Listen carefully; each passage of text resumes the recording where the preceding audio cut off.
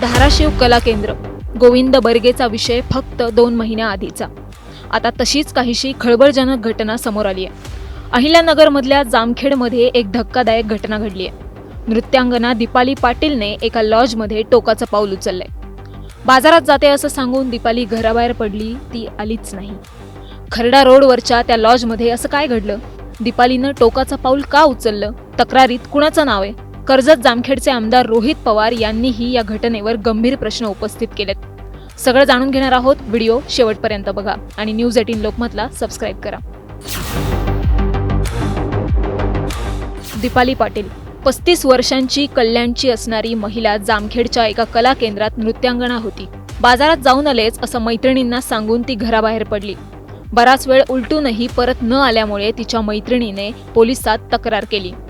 दीपालीचा शोध सुरू झाला. ती ज्या रिक्षाने गेली त्या रिक्षावाल्याला गाठलं. त्यानं खर्डा रोडवरच्या साई लॉजचा ॲड्रेस दिला. पोलिसांच्या तपासाला वेग आला. संध्याकाळी त्या लॉजवर गेल्यावर दीपालीची रूम आतून बंद होती. काही केल्या दीपाली काय दरवाजा उघडेना. शेवटी वेटरच्या मदतीनं ती रूम डुप्लिकेट चावीनं उघडण्यात आली. समोर जे दिसलं ते हादरवणारं होतं. दीपालीच्या मैत्रिणींनी टाहो फोडला. दीपालीने टोकाचं पाऊल उचललं होतं.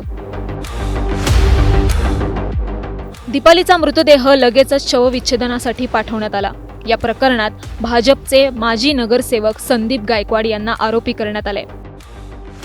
त्यांचं नाव तक्रारीत आहे. आमदार रोहित पवार यांनी या घटनेनंतर सोशल मीडियावर पोस्ट लिहित जामखेडमधील अवैध धंदे आणि गुन्हेगारीवर गंभीर प्रश्नचिन्ह उपस्थित केलेत. दीपालीसोबत कोण होतं? त्या व्यक्तीचे संबंध कुणाशी आहेत? त्याला कोणत्या उच्च पदस्थांचा पाठिंबा आहे?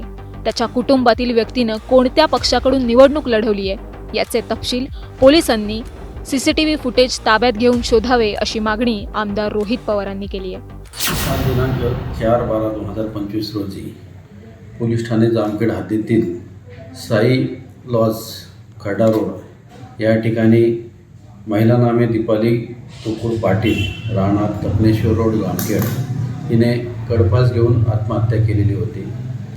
सदर महिलेचे या ठिकाणी कोणीही नातेवाईक नव्हते, म्हणून तिची आई दुर्गा अरुण गायकवाड, राहणार कल्याण यांना बोलावून सदर महिलेच्या मृतदेहावर पोस्टमॉर्टम करण्यात आले. त्यात तिने गळफास घेतल्याचे निष्पन्न झाल्यावरून आई नामे दुर्गाबाई हिने पोलीस ठाण्यात येऊन तक्रार केली की तिची मुलगी दीपाली हिला संदीप सुरेश गायकवाड, राहणार कुंभारतड, जामखेड याने लग्न लावण्याचा तगादा लावला आणि तिला आत्महत्येस प्रवृत्त केले अशी तक्रार दिल्यावरून पोलीस ठाणे जामखेड येथे BNS कायदा कलम 108 प्रमाणे गुन्हा दाखल करण्यात आला आहे. पुढील तपास करीत आहोत. ही महिला लॉजवर कधी आणि किती वाजता गेली ती साई लॉज?